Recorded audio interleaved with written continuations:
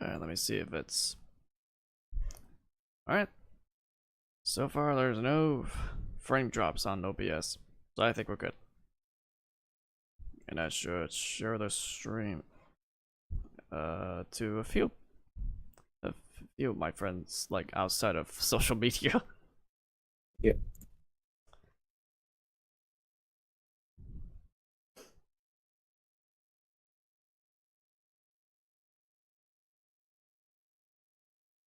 Send that to him and send this to this guy, and that's it. All right. wait, I should check if it's live or if the audio is clear. Okay, I can hear myself and the or whatever, I don't know. I mean, this is kind of embarrassing. I haven't done a tier list like this in a while, like since last year, but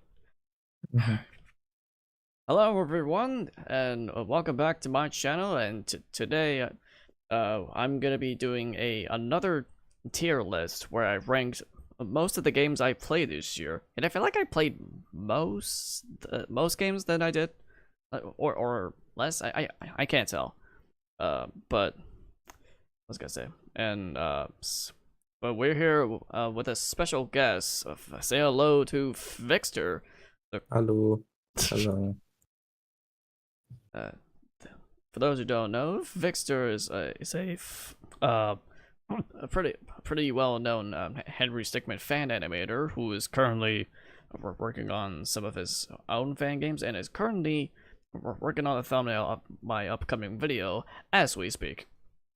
Yeah, just off screen. Yeah, it's just off screen. Alright. Yeah, so as I do this, it's gonna be hard for me to do this a little bit quicker, because last time I think I was a little bit slow with the song choices from each game that I'm talking about and ranking. I don't know. Yeah, there we go. That can hear the song, whatever. Alright, first is Mario vs. Donkey Kong on the Game Boy Advance.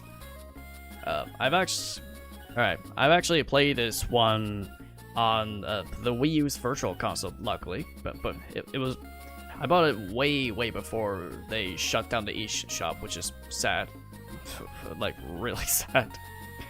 But what's I gonna say? It's hard to remember all the pros and cons from each game I played this year, but I did remember having fun with this game, like no doubt.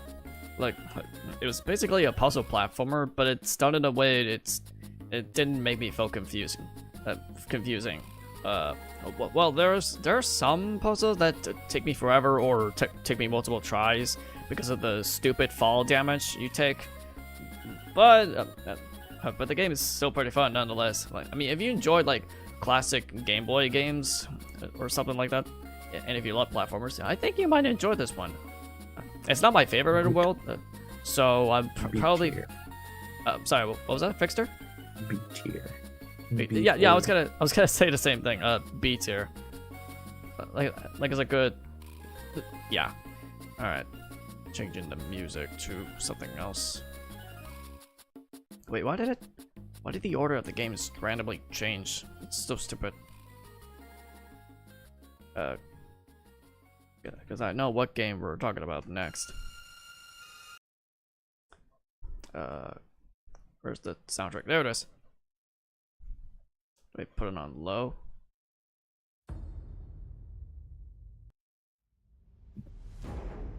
There we go.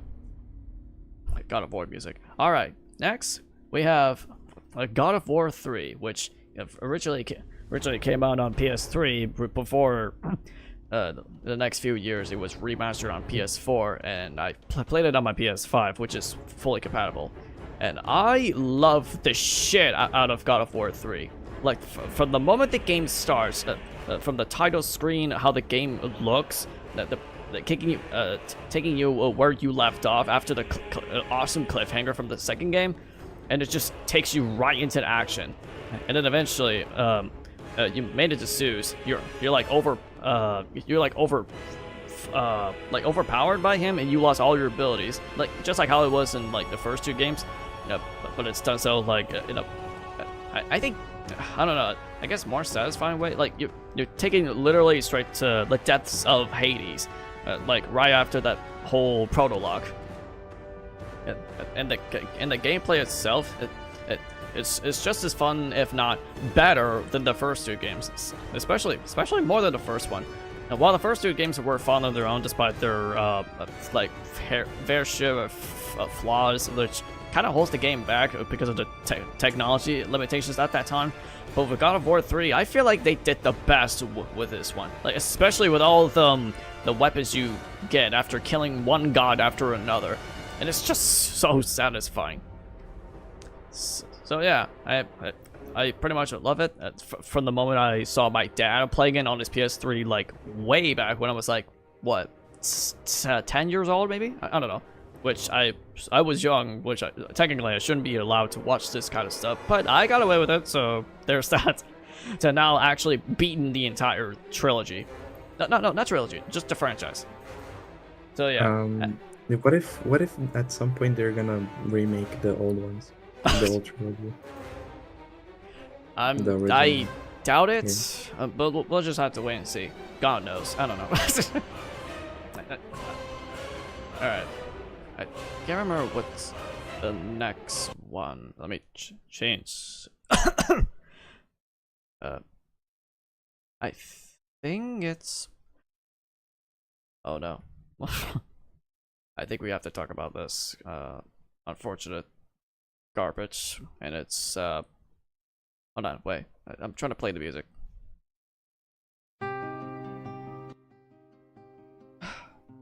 And wait, what? Is it on the left side of it? I'm trying to play some quiet music. Whatever, it's fine. The game I'm referring to is Heavenly Sword on the PlayStation 3. Why does this sound like it's Hindi? Like indie? Like music. indie games? Not like Hindi, with an H. Oh.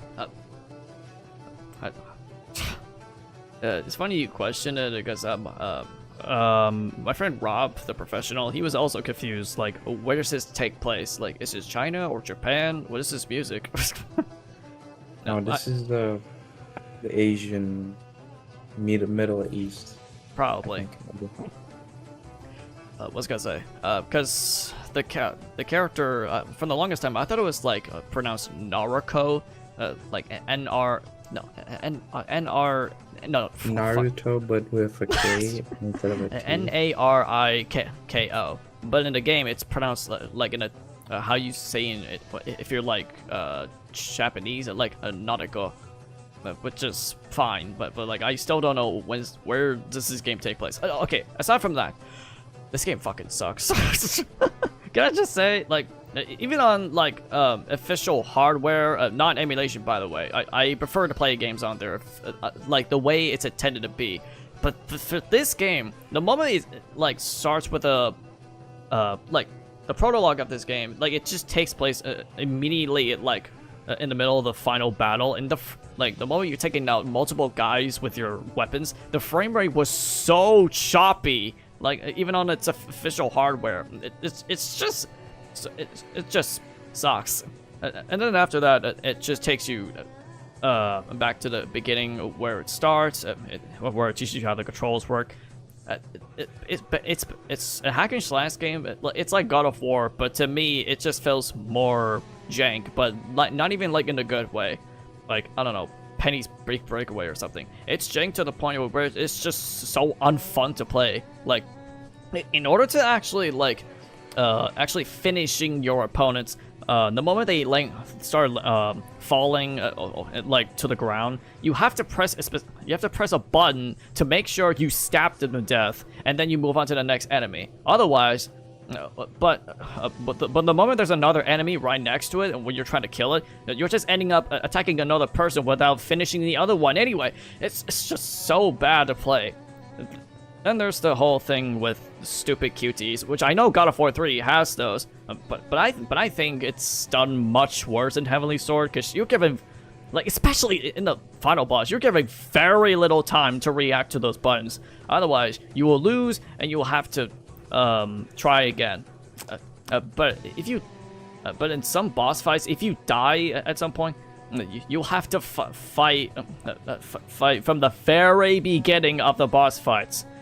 Like, it's just so fucking unfair. Reminds me of Sonic Unleashed. Oh, like how you have to fight the Egg Dragoon again before fighting Dark Gaia? Is that what you meant? No, not necessarily, but that's like something that happens in Unleashed as well. Yeah, I do not like that part of the game. But, yeah, Heavenly Sword, for those who like hack and slash games, I do not recommend this. Like, Heavenly Sword to me is like the opposite of God of War. It's like an F tier. I've been shitting on it like non-stop during multiple streams ever since I beat it entirely, especially with the worst final boss I've ever played in my life. It's just not worth going back to. I refuse to play it again. I hated the game so much. To the point where it just... actually, I'm not gonna question it why they brought her back in Astro Bot and as a playable fighter in PlayStation All-Stars. I'm not gonna... I'm not too baffled by it. They can do whatever they want to bring obscure franchises back. They've done it before with Astro Bot, but I'm just saying... For Heavenly Sword, whenever I get reminded of that game, I just get PTSD of me suffering through the game because of it. So, yeah, we're moving on from it. I'm tired of talking about it. Alright, although this website, unfortunately, does not allow this particular game soundtrack to be released because it prefers to be on streaming services, which is fine, which I bought the entire pack anyway. Where is it? It's good. I can't find it. Wait. Oh no, I think I lost. No, it's gotta be around here somewhere. Okay, I found it. I'll just play this for the sake of it. Let me turn it down. Yep. Alright. Transition from complete trash into another good of a game. And it's an indie game called Arzette, the Jewel of Faramore. To those who don't know, the game is basically like a homage to the Zelda CDI games, but it's done so in a very surprisingly good way. Like, it's not meant to be purposely bad, like, when it comes to gameplay. It's actually a really fun Metroidvania type of game. And this is my first time streaming a game like this, and I'm looking forward to play some other Metroid games in the future, and some Castlevania as well. So, personally, I think it's somewhere like, I guess below S tier, or maybe like in the middle of it when we get to the other games. Yeah, but mainly because I remember like really enjoying it, like for the first time, from beginning to end. And especially watching all these, to me, like, pretty funny, entertaining cutscenes. Like, some of them references other stuff from the past, and like, obviously. But, like, I don't know, I just enjoy it. And I'm looking forward to play the Randomizer mod that just came out. Yeah. What else? Wait, let me change the music. Wait, where is it? My mouse is very unresponsive for some reason. I don't know why. I'm trying to go to this way. I'm sorry if I'm being slow. It's just hard for me to generate. Oh, I almost said the name of the game.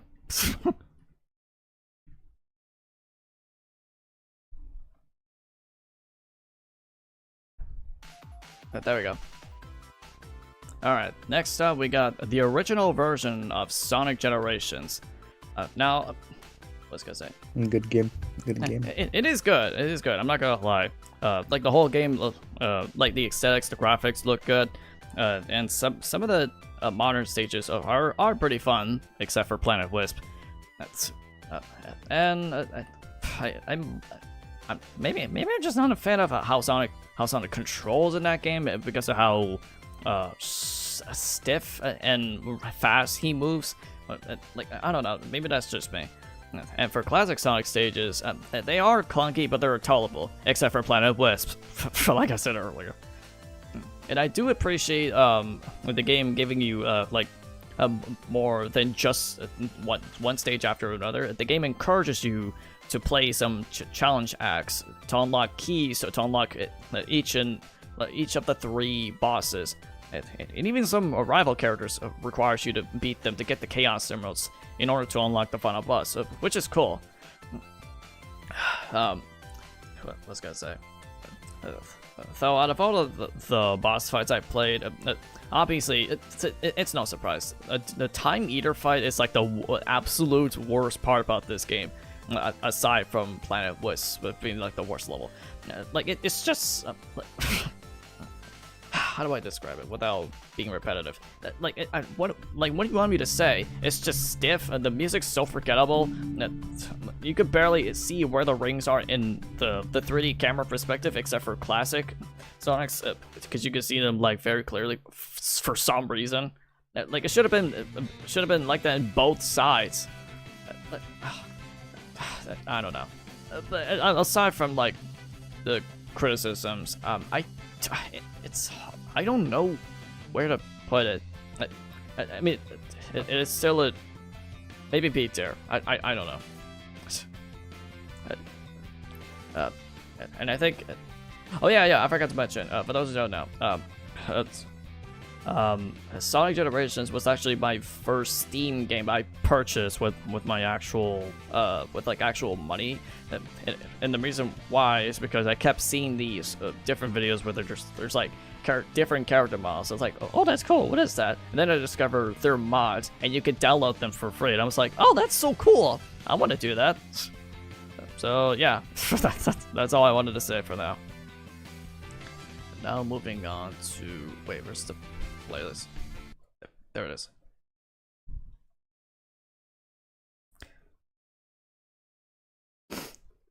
Sorry, it's taking me forever.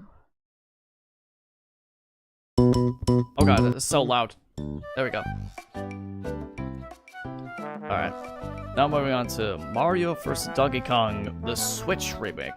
Now that this, unlike with like Shadow Generation stuff, this is the remake that not a lot of people talked about, and I can kind of see why, but it's still a decent remake nonetheless. I do enjoy some of the remixes, especially with the true final boss one. I thought it sounded awesome, and that's pretty much it. It's just the same game, but with like 2 new worlds and new music for some of the other levels. I don't know. It's just not I don't know. It's just as good as it was before. Not much has changed. They didn't remove the stupid fall damage system. I mean, they like they made it more generous this time. Whereas the original, it's kind of like ridiculous how much you fall before you die. I don't know. It's like Conker's Bats Fur Day levels of stupid fall damage. I don't know. Maybe that's just me. What else?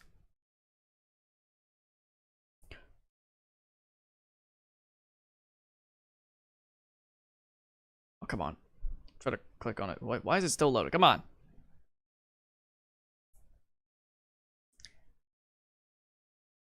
This is... Bro. It might... Okay, no. I was just checking OBS if it's, like, giving me frame drops, but no, it's not. There we go. Alright, next game we have Princess Peach Showtime. And, what's I gonna say?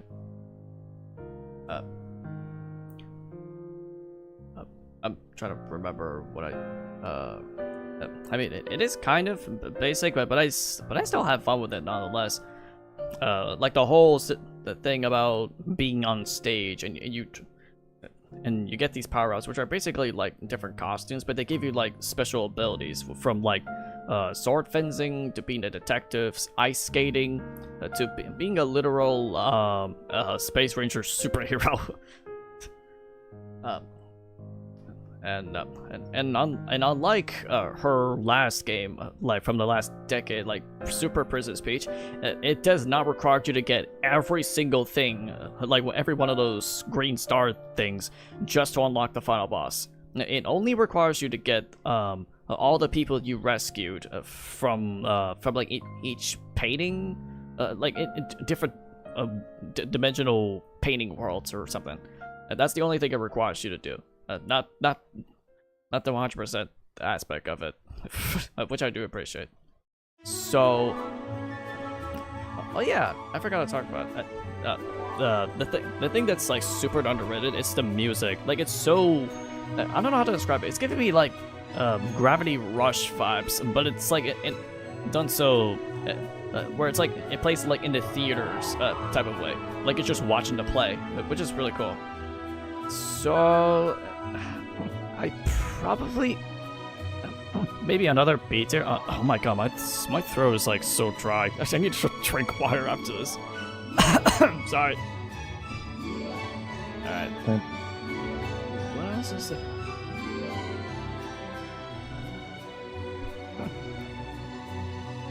What is another one?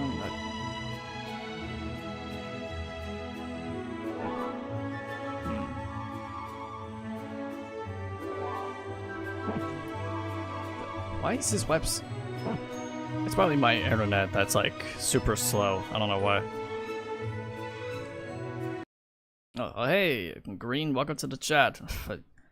You missed a couple of games I've ranked, but I'm trying to get to the other one. I'm trying to search its soundtrack. Oh wait, I see it. And why is it still loading? Am I getting sick? No, I'm not sick. It's not like my nose is running or anything.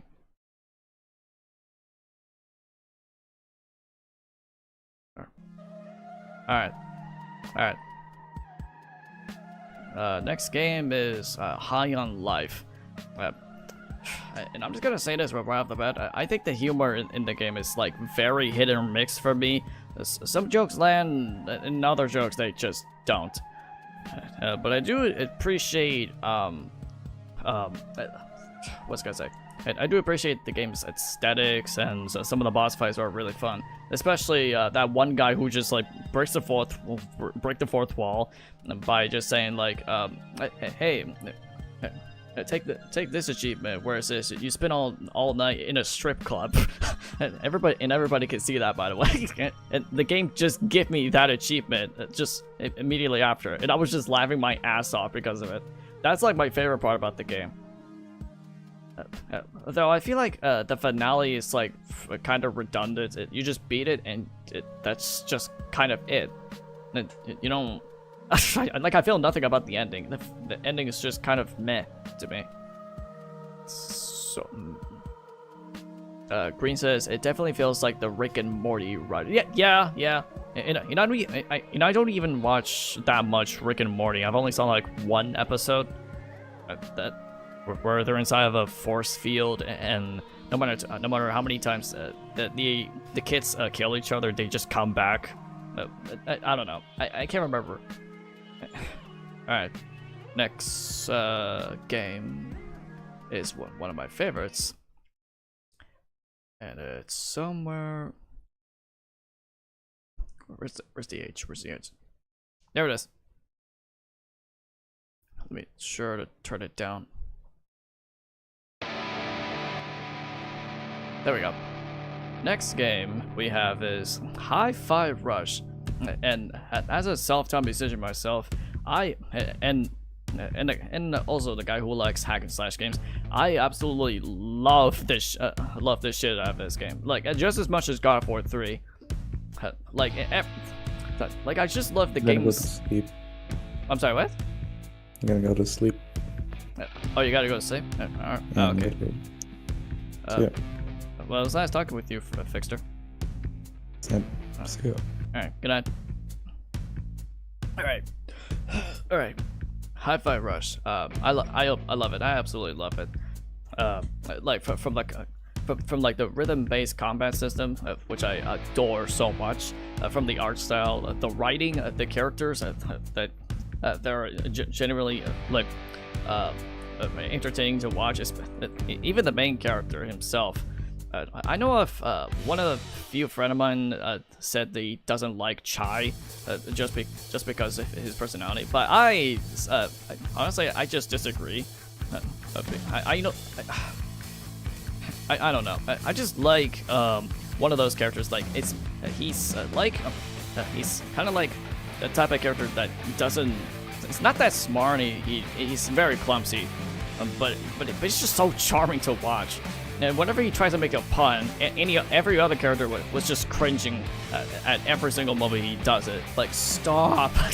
Like, I just love that. I just love the humor in this game. And to top it all off, the villains are hard. Some like the boss fights are like the best parts, especially like Kale, the character named Kale. It's ironically it's voiced by Roger Craig Smith, aka Sonic the Hedgehog nowadays. Like, I don't know. I just thought it was funny. What's the best soundtrack what's the best soundtrack of them all in your opinion? Probably this song that's playing and the jazzy one. The boss fight with Rekka. The one when you're like by the lava. The part where he puts his hand on the shield to break free. The final boss music, the credits. There's a lot of songs. I can't really put them down. So much so I even used them for. I use some of the songs for some music mods for Sonic games,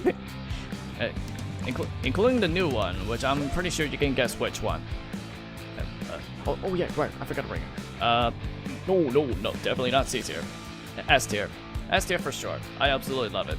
Like, no question about it. Like, everybody loves it, including myself, as a guy who loves making music and hack and slash games. Alright.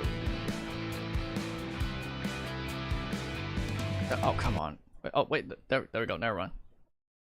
Soundtrack. There we go. Next up, we have Resistance Fall of Men, folks. You know, obviously, I got introduced to this game not only by watching my dad playing it on his first PS3 model, but also getting reintroduced to it because of PlayStation All Stars having a stage taking place in San Francisco. I just thought it was really cool. But as for this game in particular, I still have fun with the game, despite me not caring about the story, because I just feel like the characters are kind of bland, to be honest, including the main guy, like Nathan Hale. I don't know, maybe that's just me. But I do appreciate the level design where it doesn't feel confusing to play, although with some exceptions, like the sewer one where it feels like a maze. I like Killzone a little bit more. I have I haven't played a single Killzone game in my life, so I'm not sure where to start, either from 1, 2, or 3, or maybe like a one after another. What do you guys think? But anyway, back to Resistance. I was gonna say, this game unfortunately has a health pickup system which you have to find, which aren't that hard to do. But unless you're running out, you're like very low and you're like panicking. And sometimes I just have to. Sometimes I had to like backtrack from where I came from to hope to pray that I can find at least one health pickup before moving on. And that's one thing I'm not a fan of, but I still have fun with the game nonetheless. The 2 is the best one by far. You're not missing much without playing the. Oh. Okay, I guess I'll start with Killzone 2 then. I mean, I am aware that that's where Colonel Radek comes from, because he was in PlayStation All Stars as a fighter for some reason. Probably A tier, A tier. I just enjoy the premise and the level design in general. In Killzone, yeah, I know what game you're referring to. Which? Oh no, wait, I think I have to talk. Hold on, I'm trying to search.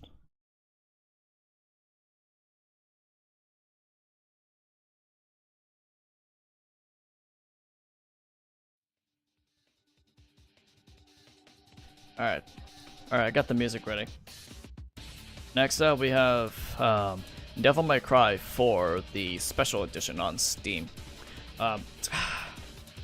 Okay, I do think it's the like one of the best ones, but I'm just not particularly a fan of the franchise in general because of the gameplay. Though as for like as for 3 and 4, I do enjoy how the cutscenes are animated and how campy and entertaining they are, especially with Dante, where he did the whole what is it called? What's it called?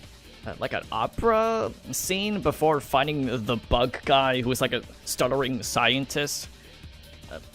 But I feel like that, as someone already told me, as I forgot until now, the other half of the game is just going through the same levels as Nero does, but just backwards.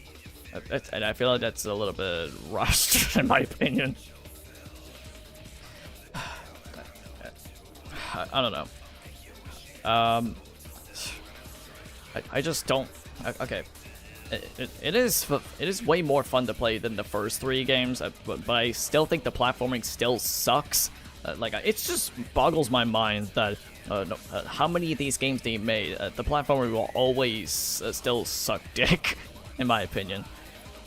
Like platforming isn't entirely the focus in the God of War games, but at least they were like handled well to the point where you could actually control your directions mid-air.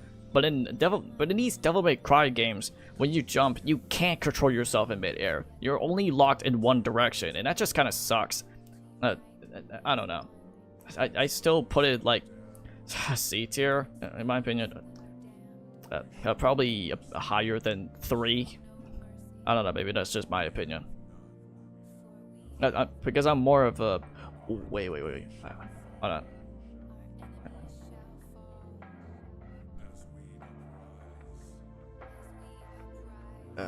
Let's dance. There it is. There we go. The next game we're gonna be talking about is Bayonetta 1, baby. I like how I say it, and the moment it just kicks in. I just noticed that Heavenly Sword is an F tier, a skull emoji. Yeah, because I'm not a fan of it. I just think the game sucks. But I'm not talking about it. What I am gonna talk about is Bayonetta 1. I actually enjoy the hell out of the game. Like,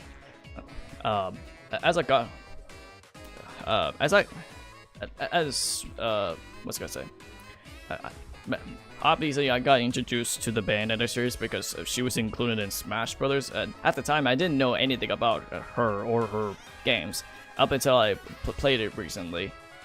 And let's just say I just love the combat and how floaty your jumps are, and like especially when it comes to basic platform sections, which are not that hard to do compared to Devil May Cry series, for example.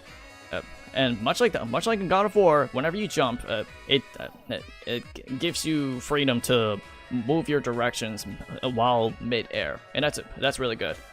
Although I will say that there's like, what's gonna say? I wouldn't say it's my favorite one. It's still good, but it's there's like some enemies that are like annoying to fight, especially those big dual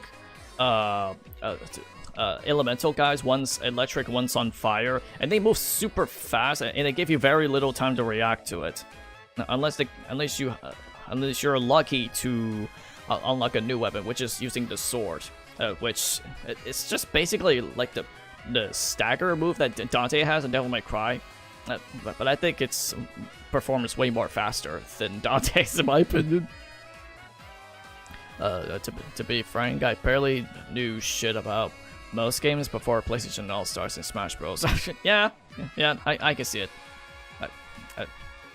Alright, what's next? I'm trying to remember the right order.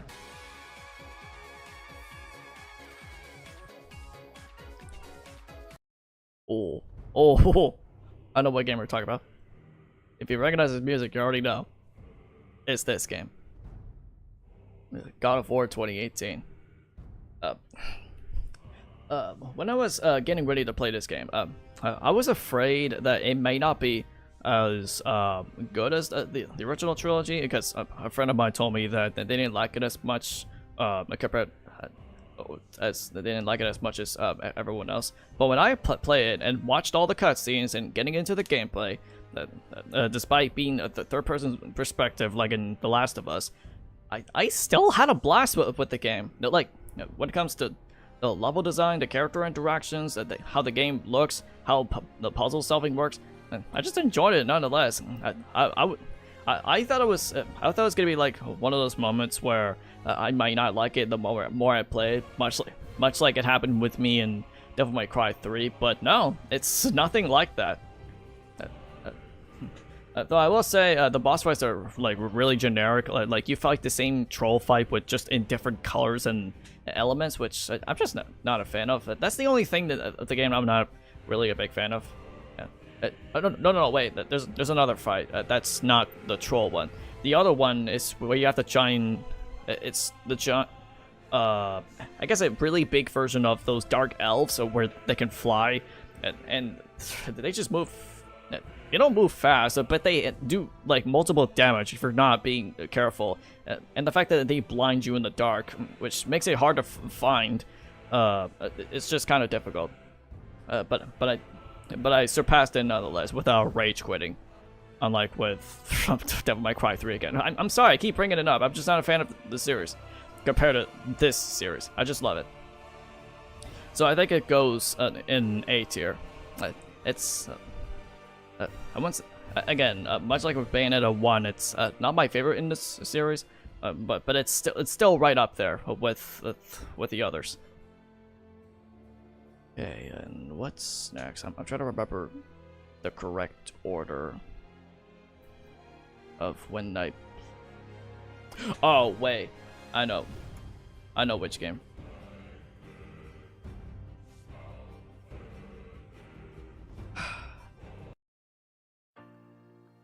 Alright. Next is Sonic Forces. You already know the drill. You saw my live stream where I mod the entire game to replace every song.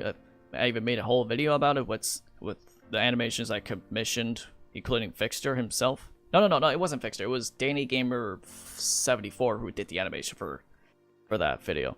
But I just think it's a boring ass fucking game to play.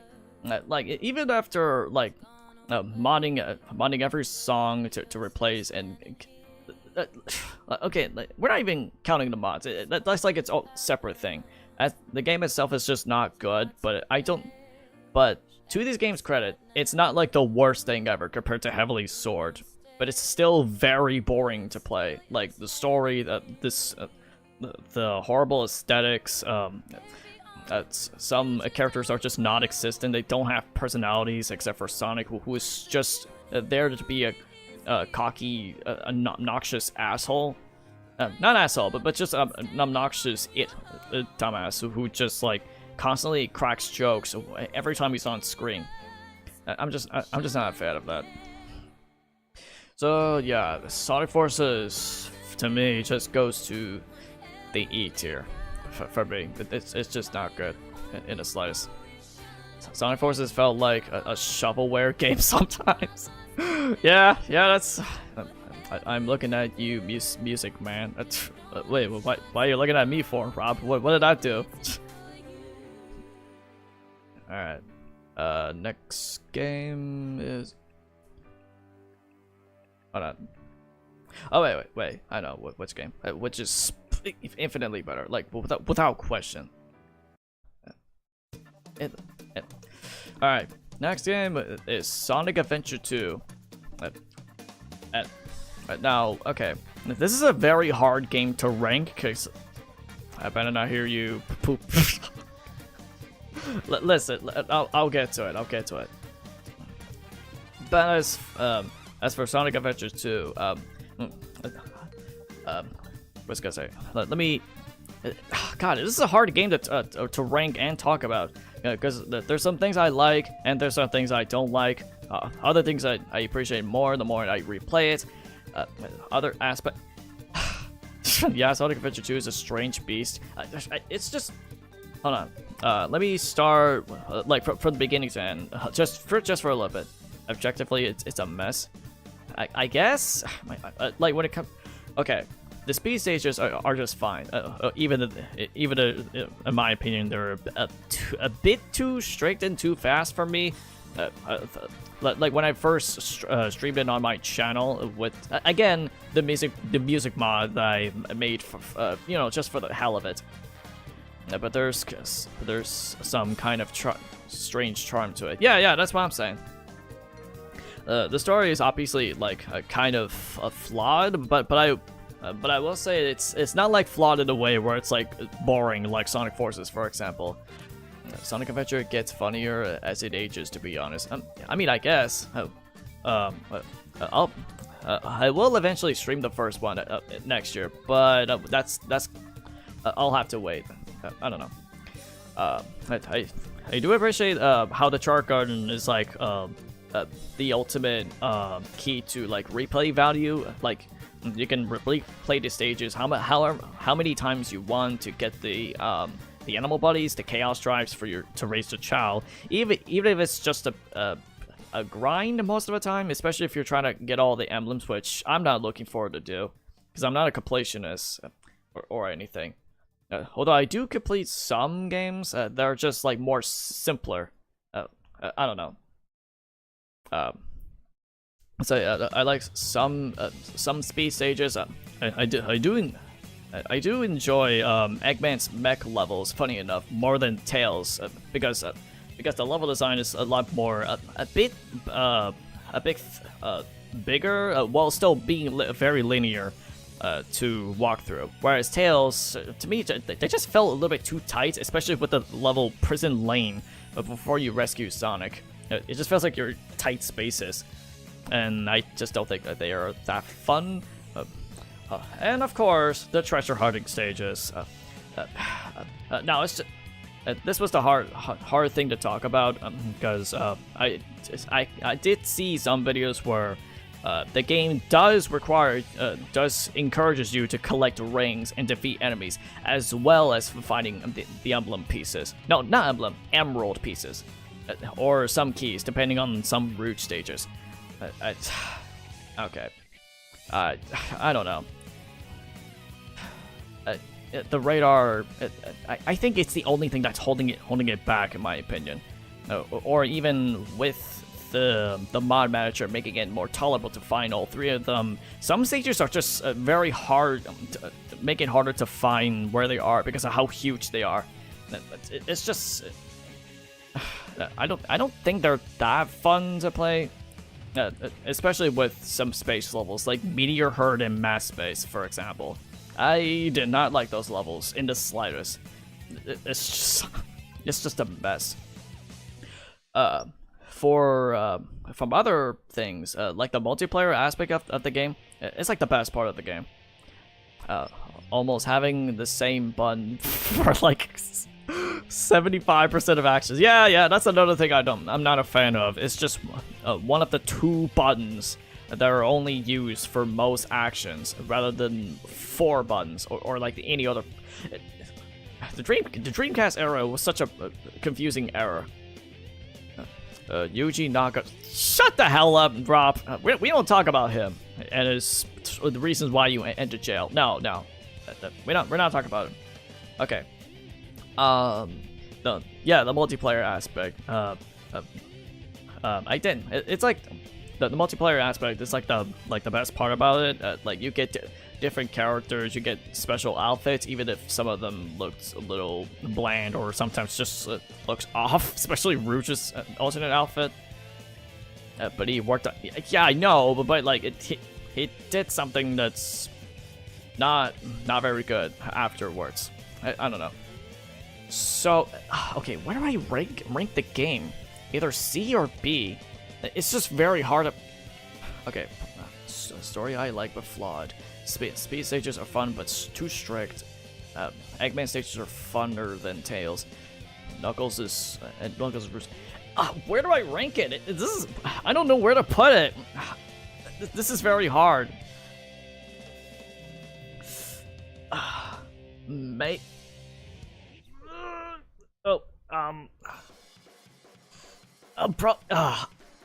Probably like in the middle or something. I'm not sure. This was a very hard game to rank compared to the rest of the games I've played.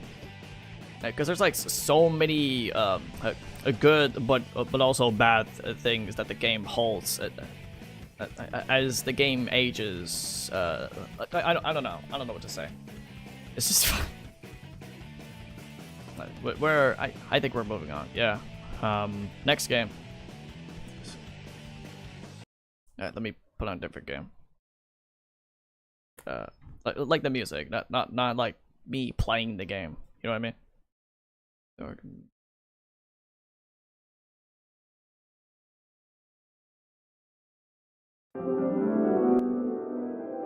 No. No, that's a bit loud. Oh, okay. Next up, we have I almost said Sonic. What the fuck? Next up, we have Luigi's Mansion 2: Dark Moon on an original 3DS, as intended to be. This was my first 3DS game I've streamed on my channel with the official, not official, whatever. With the capture card installed, which I was lucky to buy on eBay, which was expensive, but it's so fucking worth it. Because and to be frank, I know there are some people who prefer the first game when it comes to nostalgia or just how the game, how the premise in the atmosphere is. Which I can understand. I do enjoy the first game's atmosphere a bit more, but it doesn't stop me from enjoying the game for what it is. Like from level, like mission after mission, compared to the first game where you're just kind of left with very little information as to where you're supposed to go in the big mansion. I don't know. There's just something charming about Luigi's Mansion that I really enjoy, like the animations and how simplified this story is. Like, even if it's a bit simple, I don't know. I just although wait, yeah, I remember. I did not like some parts of the game where you have to protect the toads, but if they are panicking, they just run around in circles, and you have. Even if you catch all the ghosts, the toads will still run around, and you have to like use the poltergeist to catch them and shoot them up just so they can calm them down. That's like the aspect of both this and Luigi's Mansion 3 I'm not a fan of, but that doesn't stop me from enjoying the game, especially when it comes down to the level design and the boss designs. I thought they were pretty fun. Especially the final boss fight with King Boo, which I thought it was pretty underrated compared to the third game, which we'll talk about later. So yeah, I really enjoyed Luigi's Mansion 2, nonetheless. Oh god, do I have to talk about this one? Oh, what the? I feel like I have to. Oh no. I'm trying to find the album. They don't have it.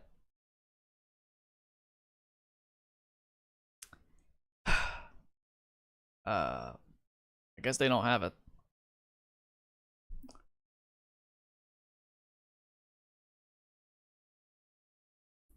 Hold on, let me just...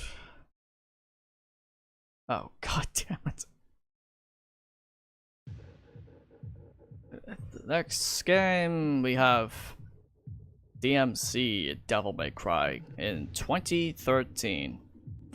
Although I played the definitive version, which was like it runs better. They toned down some of the gore effects from the original.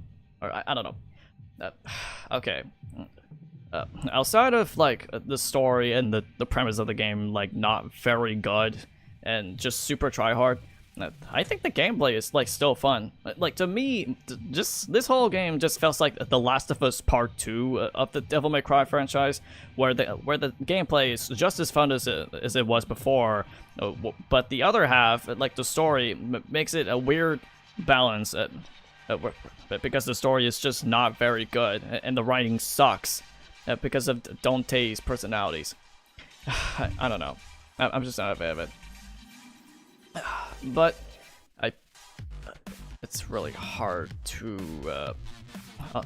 Also, I feel like this song I'm using might get me claimed because for whatever the hell reason, they decided to make an entire soundtrack for the game, but make them all copyrighted for like no fucking reason. I don't know why they did that. No. I put it below DmC 4. Like I just like the humor in that game way more than this one. This one's not even trying. It's just edgy humor, fat shaming of the big enemies who just gain weight. That's it. It's just the story of that game is just fucking sucks, especially with Virtual, which Rob and I talked about how underwhelming Virtual is in that game. All right, I'm done. All right, next oh wait, that's right. It's not in here. I have to go to a different website to play the songs. Oh god, excuse me. It's gonna take me forever. OST, is there like extended versions?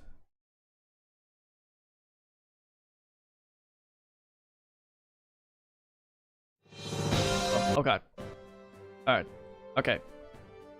Neckbeard Virtual. Yeah, I know. Alright.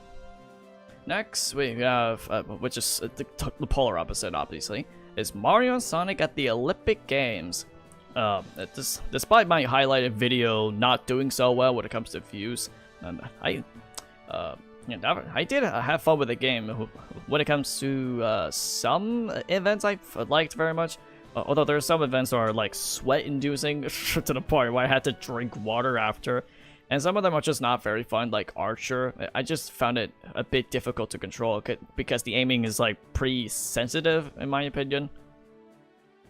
I was gonna say the gallery mode, which it is fun by concept, but the mini games they have in gallery mode just kind of sucks. It's just crappy. One of them is just Simon Says. One of them where you have to use the D-pad to control Amy's hammer to smack Goombas, and it just feels awful to control. We're not talking about those minigames.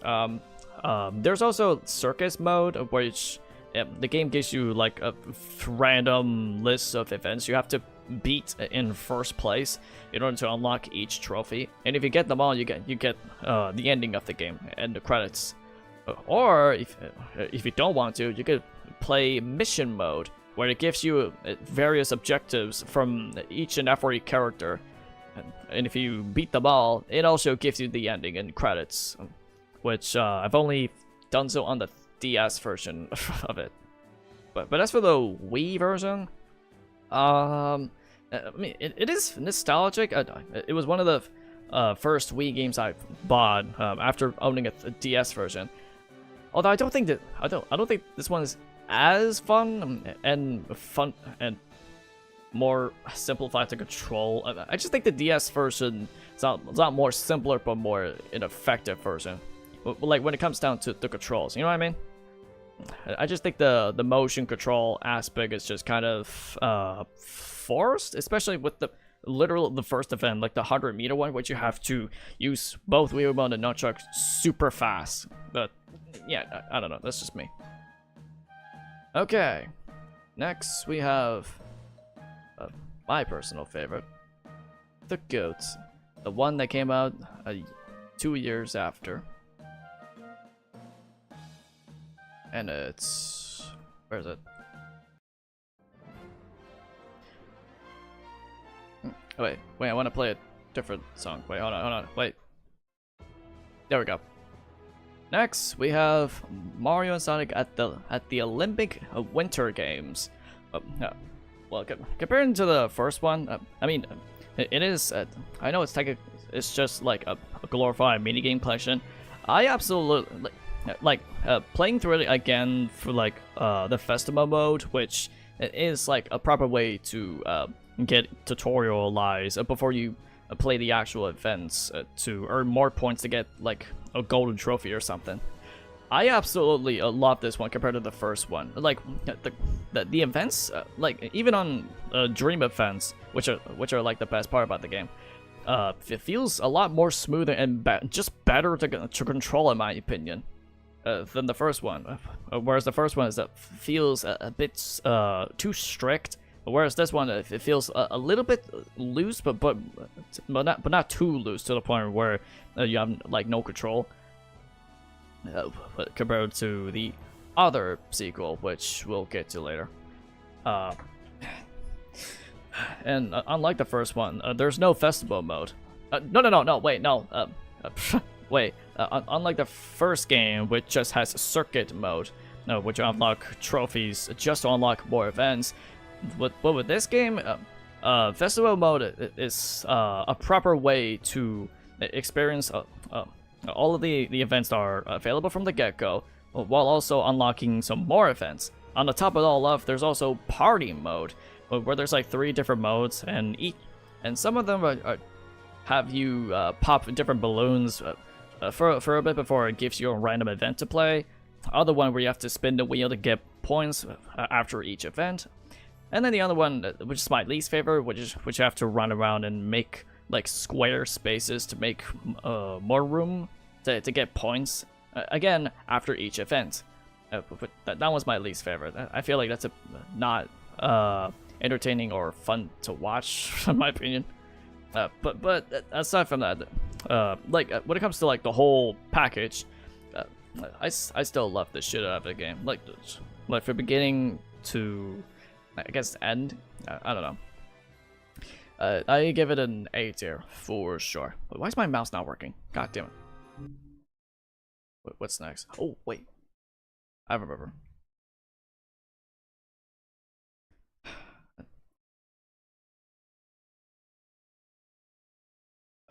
Man, there it is. There we go. Next up, we have Mario and Sonic at the London 2012 Olympic Games.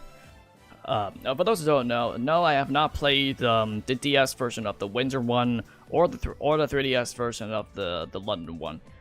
Maybe it's because as a kid I didn't have any interest playing them because I already have the first 3 on the original Wii.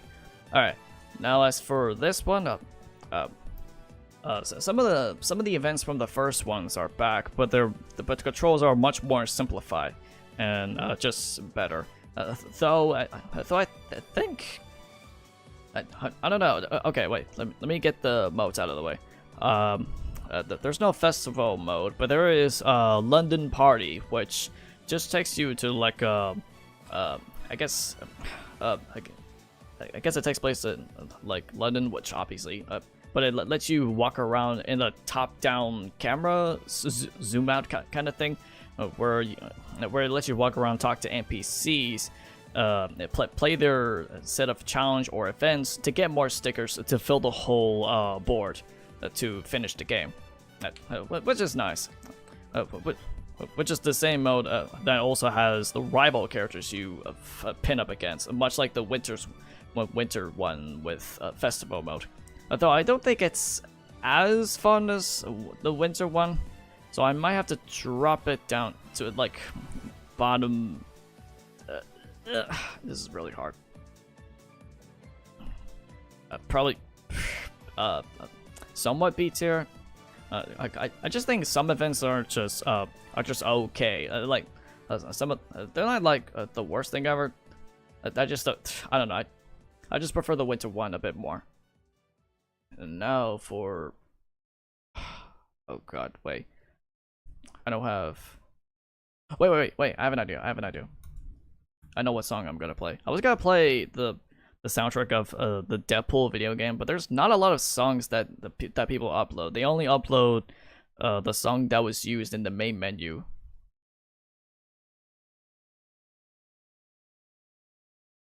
Why is this computer so low?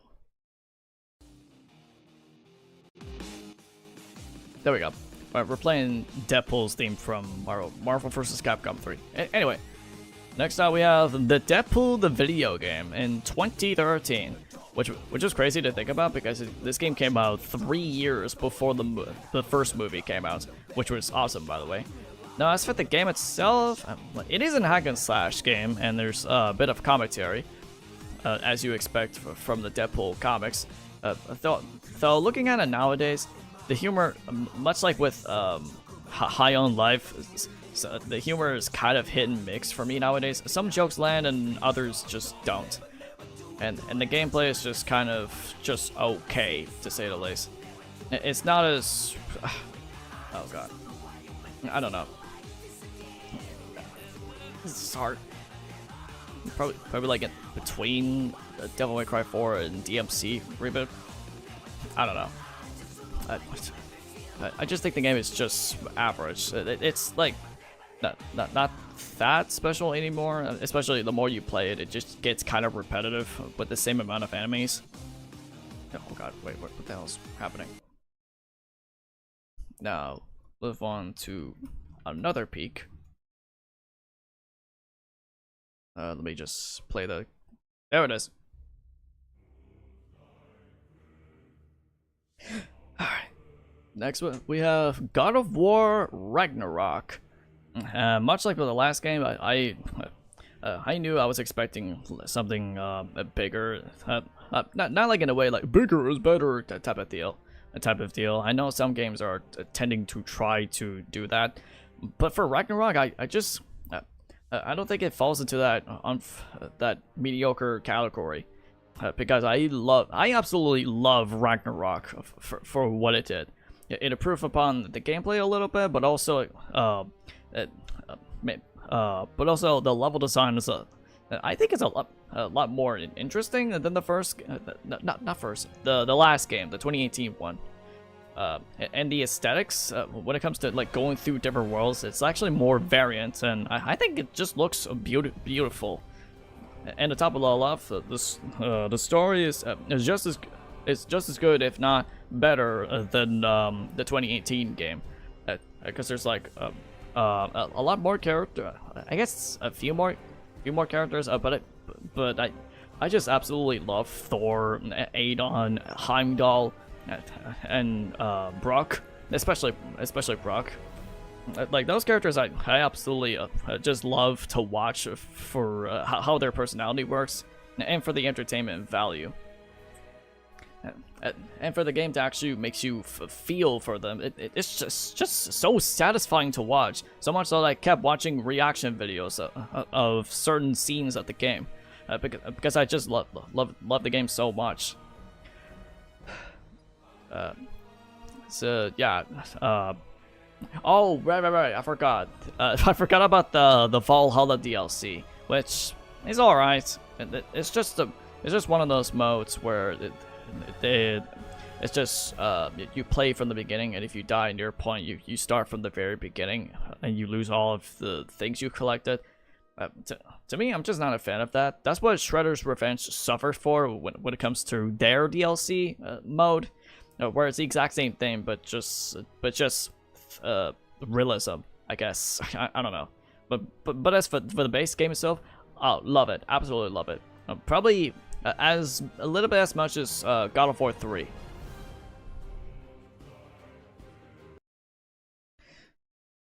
All right, now we're getting to the. Now we have a correct row of games that I played throughout the years. No, not years. What the hell am I talking about? Throughout this year. So that's what I'm trying to say.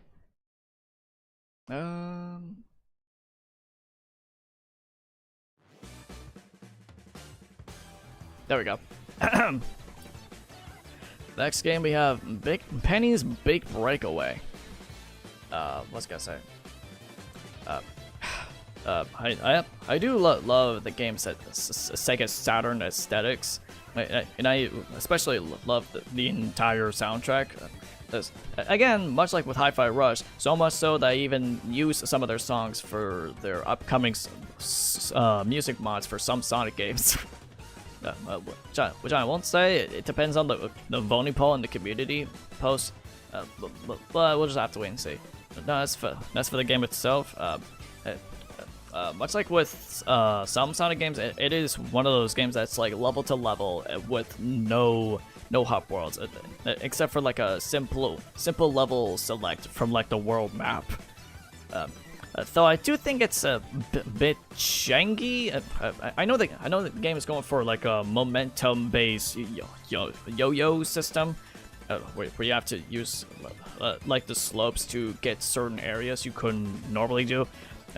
But there are some parts where I just I don't know, kind of lose control, that slip off some platforms if I'm moving too fast, or even get stuck on the pipe on the second to last level of the game.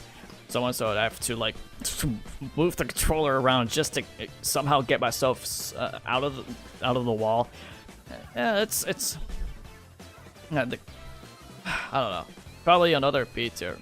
It's just, I don't know. The game is just good, but I don't think I'll see myself coming back to, except for the soundtrack, of course. Now, for the other game. Hold on, let me play something that I'm sure Rob is familiar with.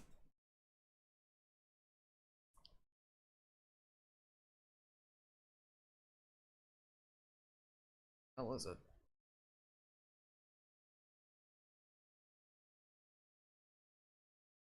Alright, I'm trying to find the official version. There it is. Alright, next. Rob is expecting it. Devil May Cry 5 Special Edition on a PlayStation 5. What's I gonna say? As you could probably tell already, I'm not the biggest fan of the Devil May Cry series. I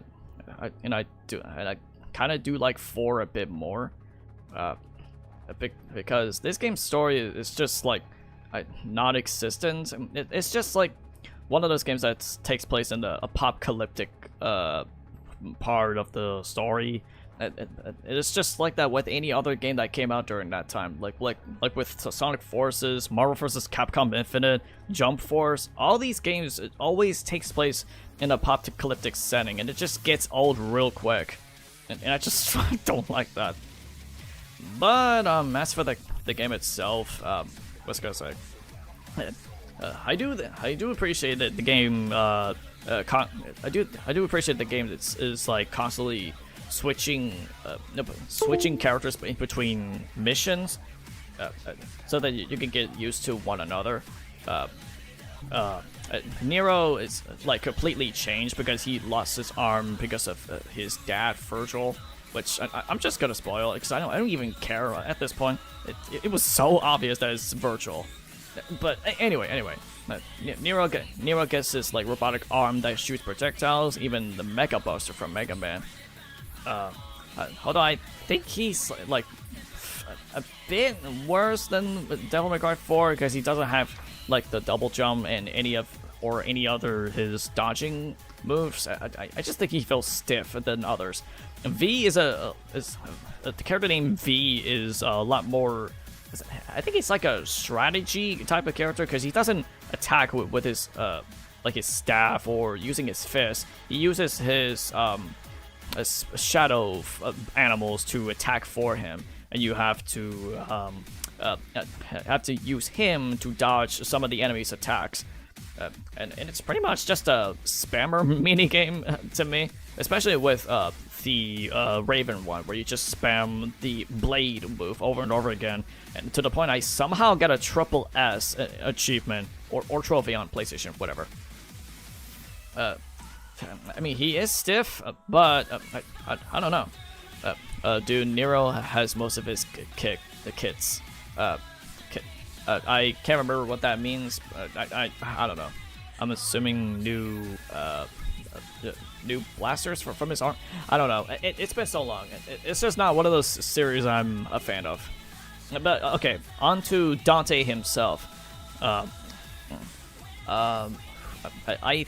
do think he's way more fun than Nero or V.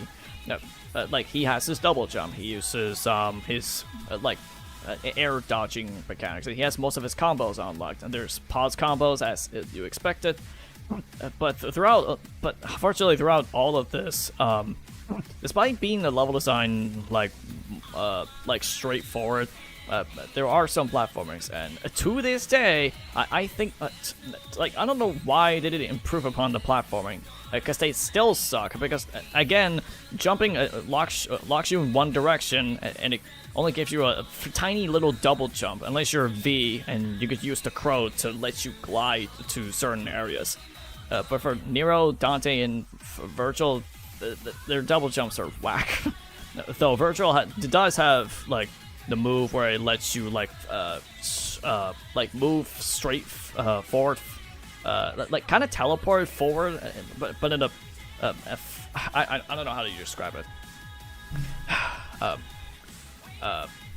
And finally, Virgil, despite his mode just replaying through every single mission from the game twice, but with Virgil, but faster because he's like OP. He is fun to play, don't get me wrong. And I especially enjoy his new theme song in the game. What's it called? Storm? I forgot. I've downloaded his theme song. I already forgot what it's called. Storm Approaching? No. Bury the Light. That's what it's called.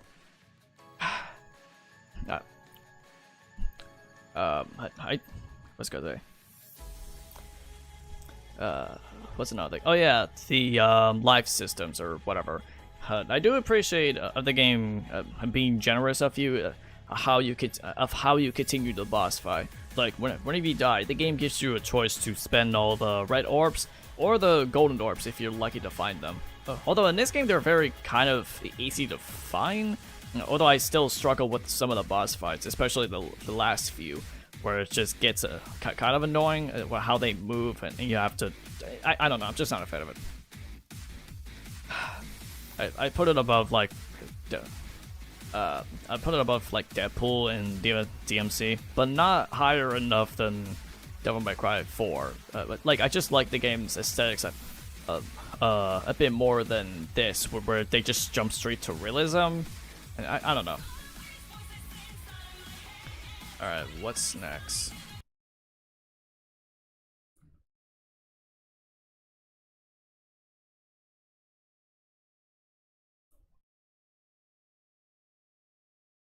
Wait, I'm trying to find the...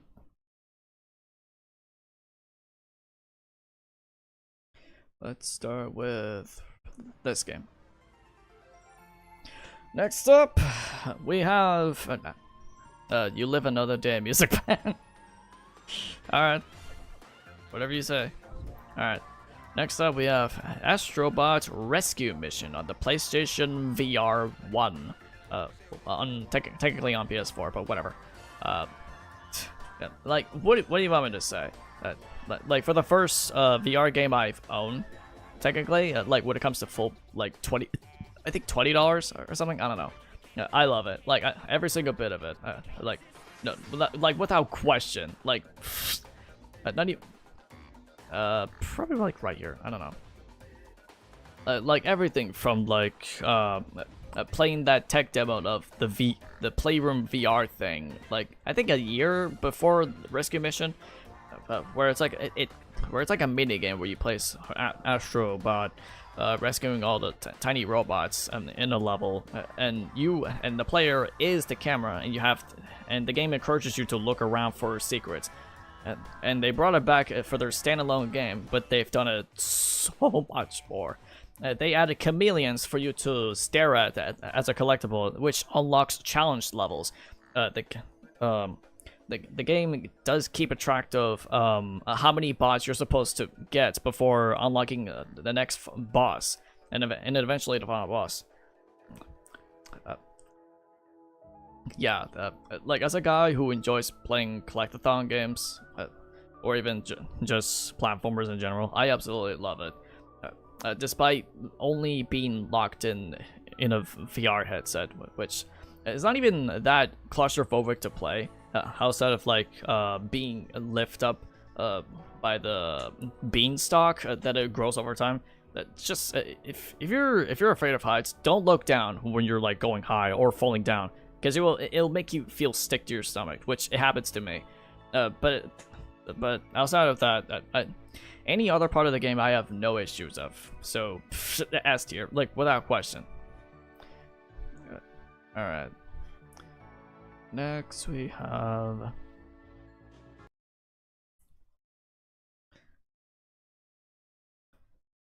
Where is it? There it is.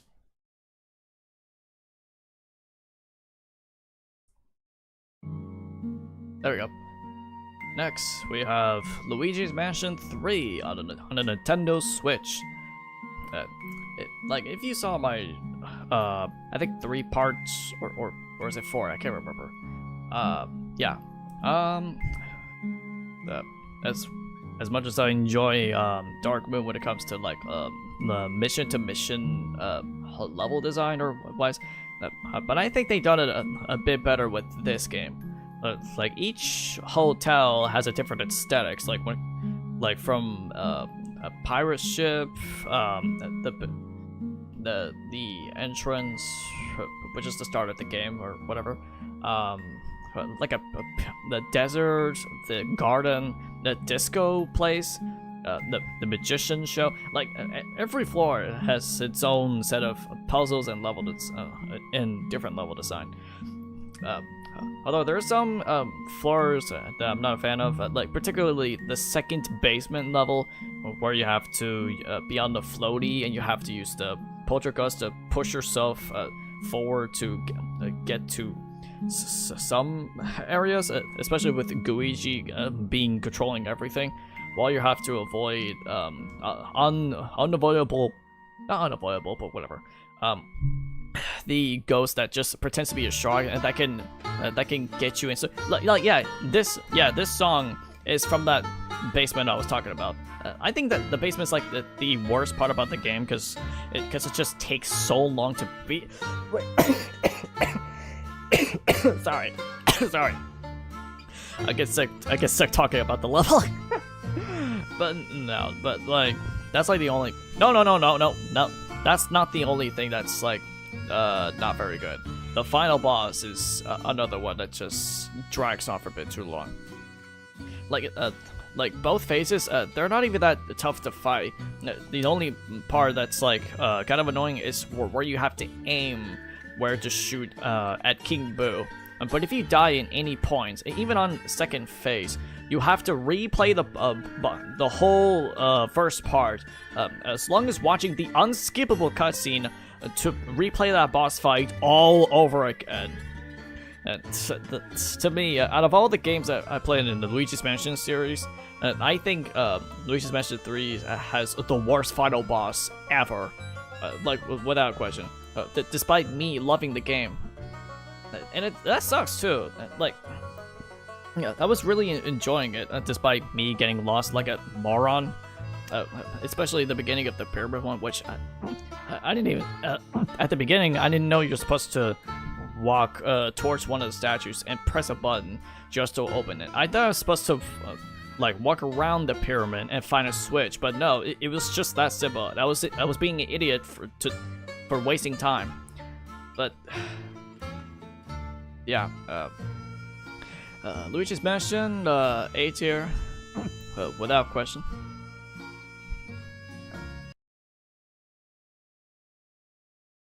What else?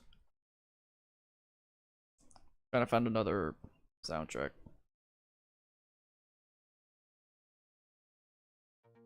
There we go. Next up, we have Astro's Playroom on the PlayStation 5, which is a tech demo when it came out in 2020. And much like with Rescue Mission, I absolutely love it. The only thing that makes it automatically better is that it doesn't restrict you to one accessory to play it, which I do appreciate. Not that there's anything wrong with the rescue mission itself. The only drawback is that it was only locked to one device. But here, you don't need anything to play the game on a new system, despite being very expensive online.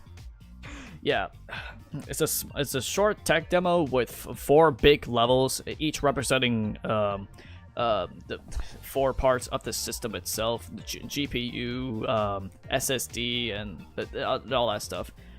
And then throughout the levels, you tend to see some bots referencing other PlayStation franchises, from God of War, Crash Bandicoot, Jack and Daxter, Killzone, Resistance, and all that stuff.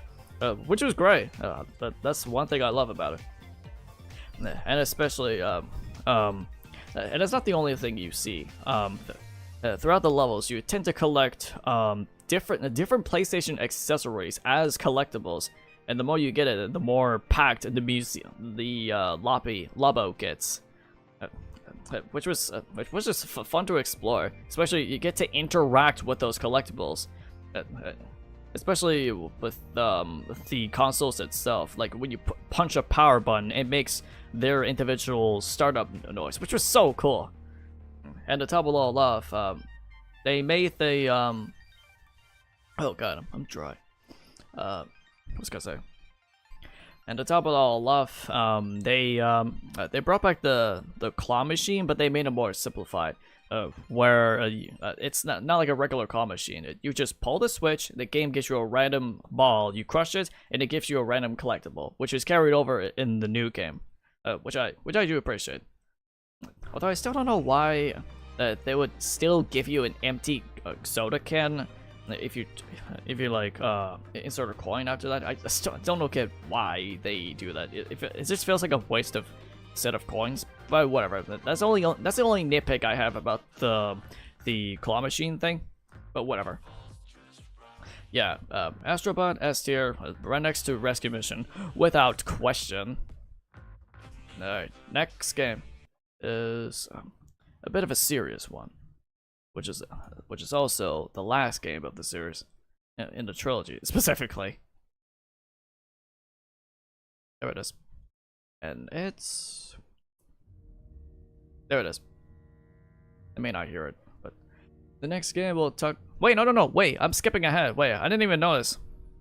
Oh, shit, hold on. Wait. I meant to play the other one on a different website. But...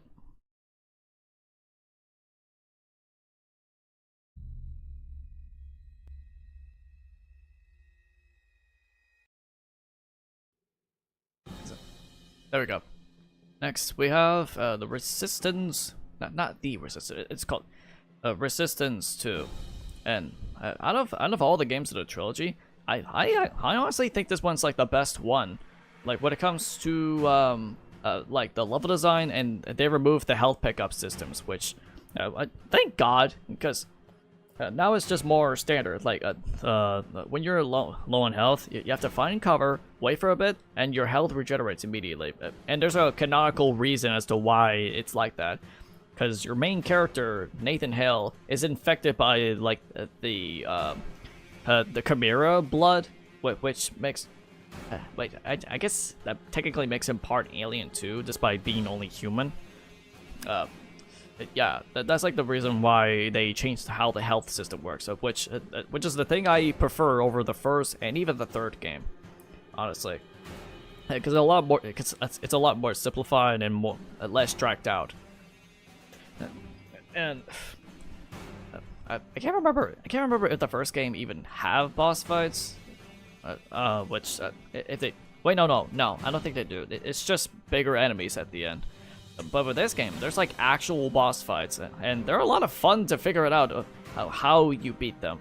And my favorite one is the really big Godzilla-like Chimera, where he's like it's just as tall as any normal tall building. And my favorite part about it is that how the ending of that fight plays out. Like, it grabs you, it throws you, like, through the bridge, like, between two buildings. You see all the bombs in slow motion. And that's the way the player figures out, oh, wait, I'm supposed to destroy those near that boss fight. and you wait for him, you destroy all the drones that are interrupting you, and you have to, before it gives you like a perfect time to shoot it, and it instantly like kills it, which is so fun. It's like that's like my favorite boss fight of the whole game.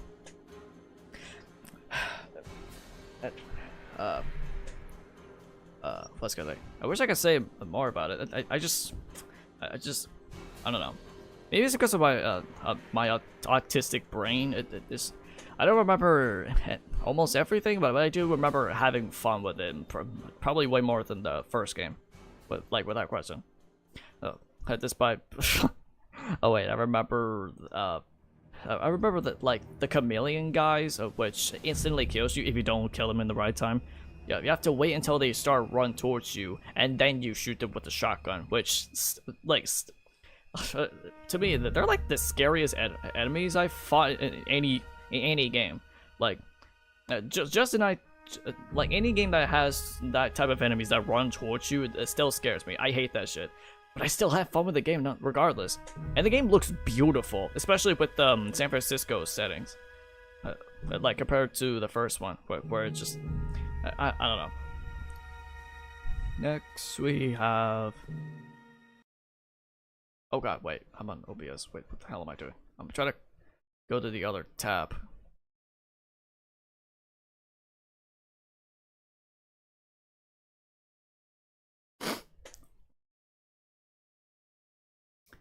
Right there. You already know.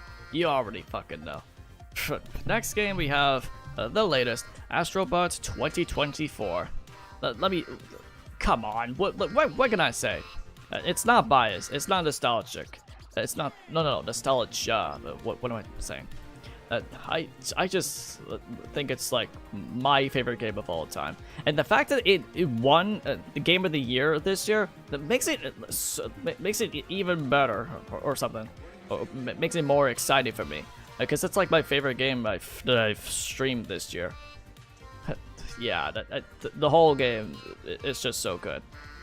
They improve upon the level design. They improve some elements to how Astro Bot controls, like the punch charge system is it takes less time to charge it. Where I think in the last two games they were kind of it was a bit longer, which didn't even bother me in the slightest, but they made it faster here, which isn't even much that improvement anyway. But another thing they absolutely love to do is not only is the level design good, but also the collectible aspect of rescuing different bots that are dressed up as characters you either recognize or you just kind of you're just kind of questioning as to who is that supposed to be until you look it up, and I do like that the game like much like with PlayStation All Stars, but the game does reintroduce all these obscure different franchises that not a lot of people know but are willing to try out their games, which is something I would like to do someday, especially with I guess Killzone 2. I guess I don't know. I'll let you guys know. But yeah, combine that with the not time attack. Combine that with the extra DLCs, especially the big Christmas one. Everything about it is just so good. It's just so damn good. I love it so much. Without even no questions asked.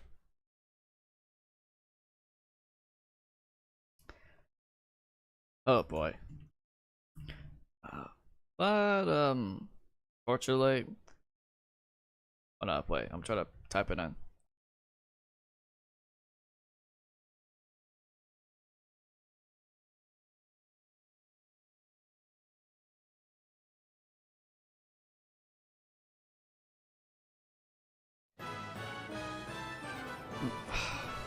God damn it. Next up, we have Mario Sonic at the Sochi 2014 Olympic Games. This game, no, it's not very good. It's not like the worst thing I've ever played, like Heavenly Sword, but like the events just plays much worse, and it's super short.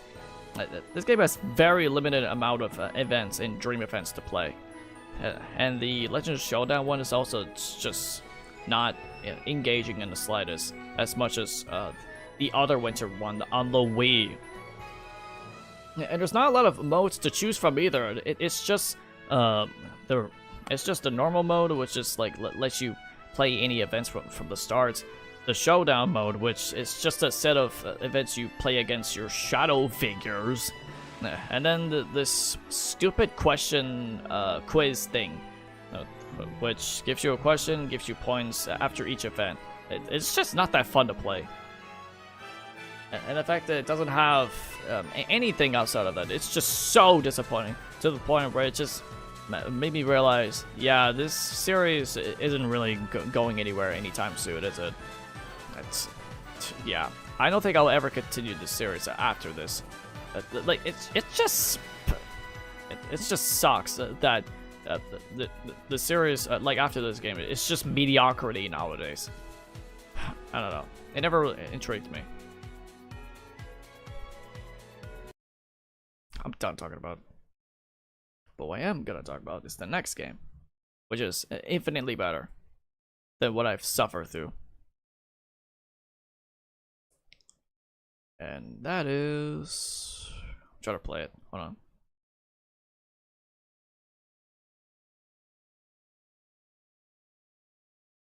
on. Try to play the right song. Wait, whatever.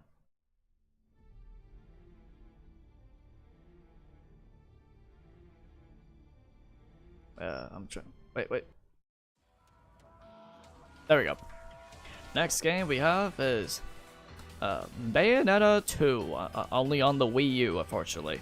But compared to the last Wii U game that I played, which is like the mediocre sequel, Mario Sonic 1, this game is absolutely awesome. Like everything from the prologue and to the gameplay and the generous QuakeTime events, it's just so damn good and just way more fun to play. Like I said before, I'm more of a God of War / Devil May Cry. No, that's not true. I'm more of a God of War / Bayonetta fan, and this game is no exception. Like, it is so damn good to play. And the fact that it lets you dress up as any other Nintendo characters, especially with the Star Fox element, it was funny, but it's just so entertaining. Not only is the costume change, your weapons changed as well. And the spoilers for the last game, and the last part of the game, like before the final boss. All right, probably like 3 seconds, whatever. In the second to last thing before the final boss, the game gives you a mission where you have to fly a plane, but if you have the Star Fox costume on, it changes into an air wing, which was so unexpected. I was shocked the first time I saw that, and I was just having a blast playing that section with another skin that also changes the sound effects along with if you keep the skin long enough, to the point that I just kept laughing each shot of Bayonetta wearing this outfit in the most serious cutscenes.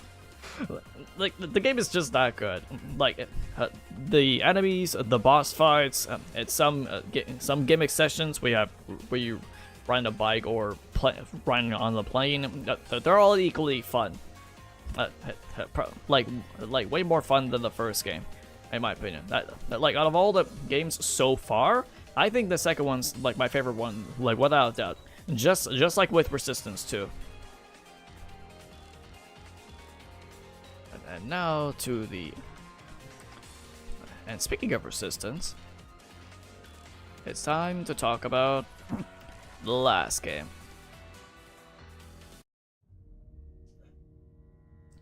So, alright, next we have Resistance 3. I mean, the game is fun to play.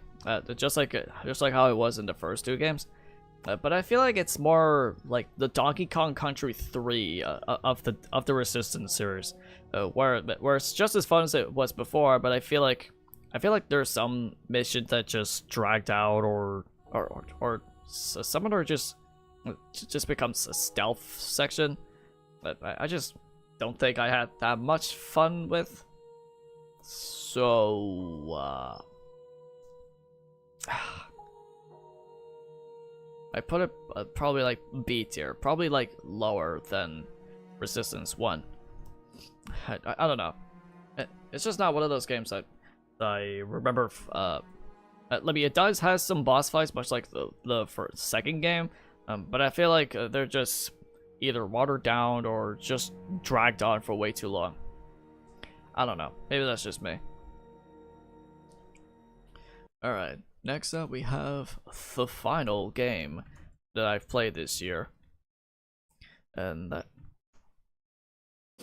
try to play its music.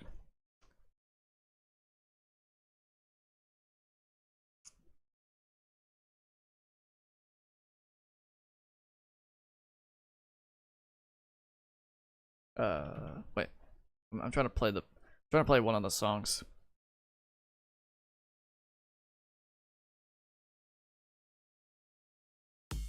There we go. Next up, we have Sonic X Shadow Generations, or I mean, there's nothing really special about the remaster version of the Sonic Generations. It's just the base game, but they removed the live systems, which is good, and they changed the dialogue in the cutscenes, which is something I didn't expect. There are some lines I think fit better with the game's premise, especially referencing past games like with the Time Stones from Sonic CD, for example. Although I don't think the line deliveries are it's great, like with Charmy B, for example. Charmy B still shares the same actress as Tails nowadays, although I feel like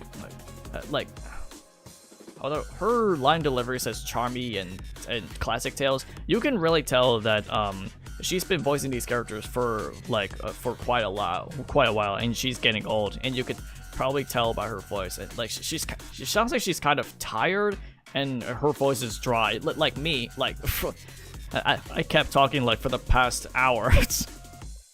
But aside of that, let's talk about Shadow Generations. I like how I say it with the timing of the music that I've chose.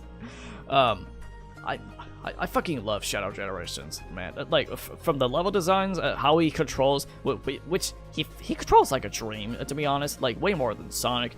Like he has like whenever you jump in the air and you move around, he feels a lot more loose, but not too loose to the point. Again, where you don't have control. This one you have control, and it feels so good to play.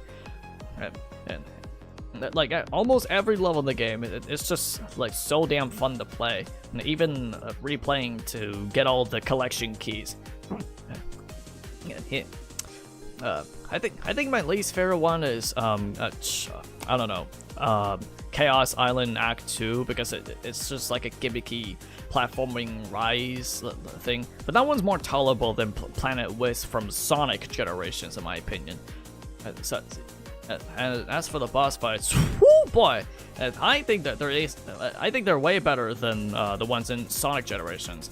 Because it gives you more strategy to how you beat them, and to top it all off, the voice acting is like kind of top notch. Even if I'm not a fan of some of their voices, like with Metal Overlord or with Mephiles, like the acting is great for Mephiles. Don't get me wrong. It's just that his voice is a bit too high for my taste. Though Black Doom's voice is just peak. And he's voiced by Ben Dixon, which he is the same guy who voices number 1 from Codename Kicks Next Door, which is one of those shows I absolutely love watching growing up. It's just so cool to have one of these actors who's been voice acting for a long time, but also has different ranges, and you can't tell if it's him until you look it up, and I think it's more satisfying to me than just like hiring celebrity actors and you could instantly tell, oh, that's just Megan Fox or Dwayne Johnson. But outside of that, like the whole game itself, It's just like specifically the shadow portrait of the game. I think is like so damn fun, and to the point I kept making music mods for it nowadays on Game Banana specifically. All right, let's play, and that might wait. Let me play the right song. I'm trying to play the right song for as an ending. There we go. Retro Dimensions. That's fine. And that, my friend, is the entirety of my tier list of 2024. And as you can see, it looks pretty good, especially the S tier ones. Like, it was kind of hard to do, especially with Sonic Adventure 2. But as for the majority of them, I absolutely feel comfortable ranking and talking about them, even if my throat is extremely dry. But yeah, that was it. That was my tier list of 2024. And next, and this was, for those who are wondering, yes, this is the last stream of 2024, and I will continue streaming games next year. But I'll let you guys know through some polls or something like that. But until then, thank you guys for tuning in for the stream, and I'll see you all next year, boys.